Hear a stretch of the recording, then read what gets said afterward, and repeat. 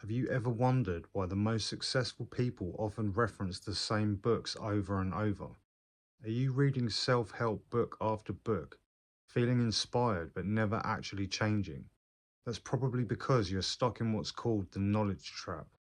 The secret isn't reading endless amounts of self help books looking for nuggets of wisdom. So, what if instead of reading more books, you just revisited one powerful book and lived that book out? The question isn't what book should I read next, it's what have I actually used and applied to my life.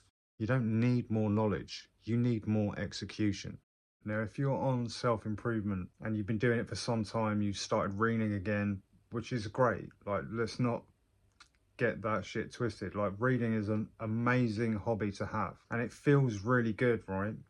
When you start reading again, like for me especially, like I was non-academic, so like to suddenly have this kind of like lust for knowledge and want to learn things is really great. It's amazing. But how much of the things you're reading are you really learning? Like, first of all, you can't remember all of the things that you read. Like, nobody can. Out of 100% that you're reading, I don't know the exact statistic, but I would say probably it's like less than 10% you can actually absorb and keep and use. Now, I'm not saying there's no point in reading 100 books, okay? I've read hundreds of books in the last 3 years, but out of all the books that I've read, there's probably only a handful that have been really, really good, like life-changing books. Now, I've got my own book listing that I could recommend, but only you are going to know which books are really powerful for you, right? Have you ever read a book where, you're like a page or 2 pages in, you're like, there's already juice in that book.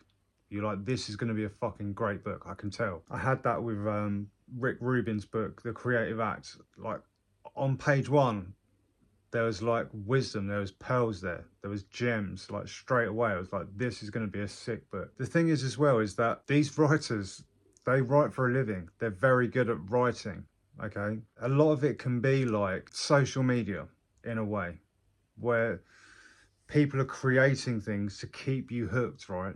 And writers can do that very, very well. So they can make the book really fucking engaging and like really exciting, and then only deliver tiny little bits, if you will, like every few chapters. Now, I'm not saying obviously that you shouldn't read.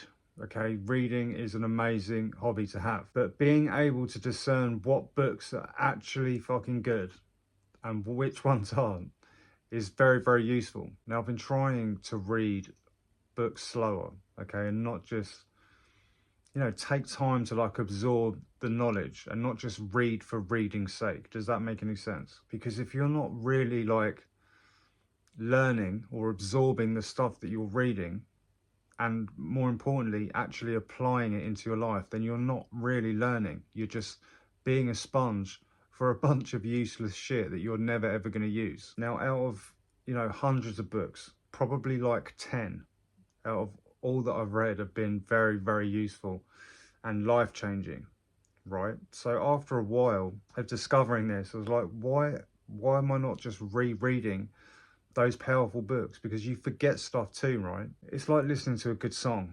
Like, sometimes you'll revisit a song or an album and you'll hear shit that you didn't hear before. And it's exactly the same with books, right? Think back at your own like collection of books.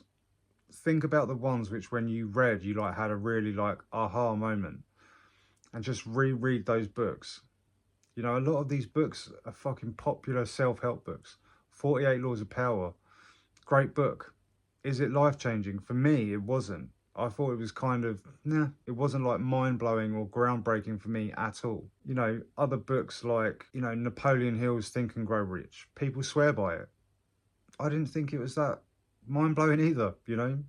So you need to take your own time and like, it's different for different people, right? It's very subjective what is going to be life-changing. Some points are going to be very poignant for you and others are just not. So out of your list of mind-blowing, like life-changing books, reread your top 5 and do that again. Like, be careful even about consuming the next book and making sure that you're not falling into this just you know, this endless self-help trap of reading book after book after book, not doing anything, not applying anything, and not really learning anything, just fucking reading because you think you feel smarter because of it. And if there are no gems in like the first 3 pages, that book's dead. Okay, you're probably like being kept on the line by some really good creative writing to just keep you reading. Guys, remember, it is your God given right to be successful, and it's your responsibility to reach your potential.